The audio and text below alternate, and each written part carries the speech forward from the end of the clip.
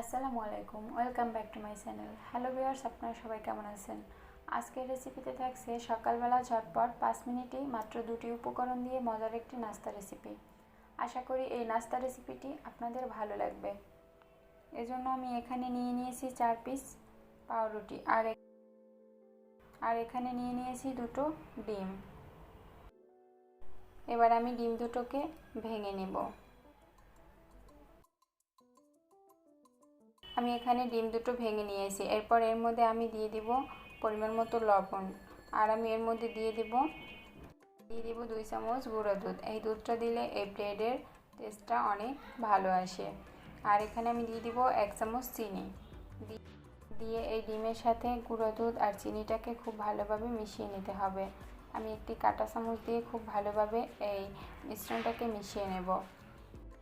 এভাবে খুব ভালোভাবে মিশিয়ে নিতে হবে যাতে করে দুধটা দলা পেকে না থাকে। এদিকে একটি আমি চুলায় ফ্রাই প্যান বসিয়ে দিয়েছি। এর মধ্যে আমি দিয়ে দিব 2 চামচ রান্নার তেল। দিয়ে এই তেলটাকে আমি একটু গরম করে নেব। তারপরে ফ্রাই প্যানের হাতুড়িটা ধরে আমি একটু তেলটাকে ছড়িয়ে দেব। দিয়ে এর মধ্যে আমি দিয়ে দেব একটি পাউরুটিটা দিয়ে আমি কিছুক্ষণ রেখে দেব। দিয়ে আমি এই রুটিটাকে একটু উল্টে দিব। আমি একবার উল্টে দিলাম। দিয়ে এর উপরে আমি 2 চামচের মতো এই ডিমের মিশ্রণটা দিয়ে দেব। আমি একটি চামচ দিয়ে এই পাউরুটির উপরে ডিমের মিশ্রণটা দিয়ে দিয়েছি। দিয়ে এভাবে একটি স্প্যাচুলা দিয়ে আমি এই মিশ্রণটাকে এই পাউরুটির গায়ে একটু ছড়িয়ে দেব যাতে সারা গায়ে লেগে যায়। আপনারা চাইলে এই কাজটা ব্রাশ দিয়েও করতে পারেন, তবে আমি এই স্প্যাচুলা দিয়েই করে নিলাম। এরপর আমি এক পাশটা আবার উল্টে দিব। দিয়ে এই পাশটার উপরেও আমি 2 টেবিল চামচের মতো ডিমের মিশ্রণটা দিয়ে দেব। দিয়ে আবার স্প্যাচুলা দিয়ে আমি এভাবে ছড়িয়ে দেব। দিয়ে এভাবে আমি উল্টে পাল্টে এই পাউরুটিটাকে ভেজে নেব। এভাবে উল্টে পাল্টে আমি এই রুটিটাকে ভেজে নেব যাতে করে রুটির মধ্যে থেকে কোনো ডিমের কাঁচা গন্ধ না আসে। তারপরে একটু সময় নিয়ে আমি এভাবে চেপে চেপে রুটিটাকে ভেজে নেব। এভাবে করে আমি উল্টে পাল্টে রুটিটাকে ভেজে নিয়েছি। আমার এটা ভাজা হয়ে গিয়েছে। এই পর্যায়ে এটা আমি তুলে নেব। তুলে একটি প্লেটে রেখে দেব। তারপরে আমি আবারও 2 টেবিল চামচ তেল দিয়ে আমি আরেকটা রুটি দিয়ে দিলাম। দিয়ে এভাবে আমি আবারও এক পাশটা হয়ে গেলে আমি এই পাশটাকে একটু উল্টে দেব।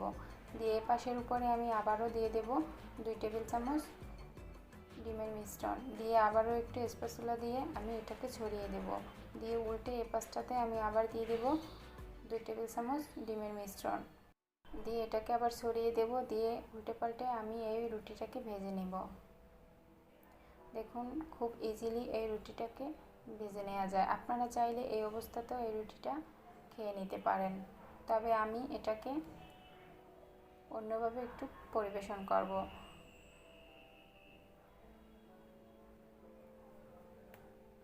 আমার এভাবে করে আমি সবগুলো রুটি ভেজে নিয়েছি।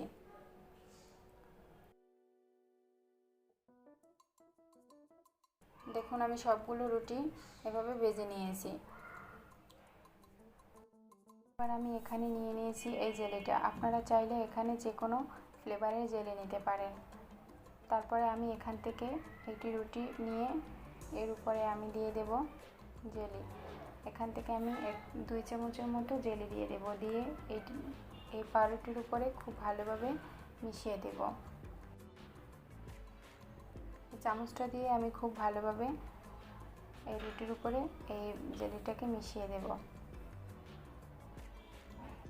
এভাবে করে আমি এই জেলিটাকে লাগিয়ে নিলাম। এবার আমি এই রুটিটার উপরে আমি আরেকটা রুটি দিয়ে দেব।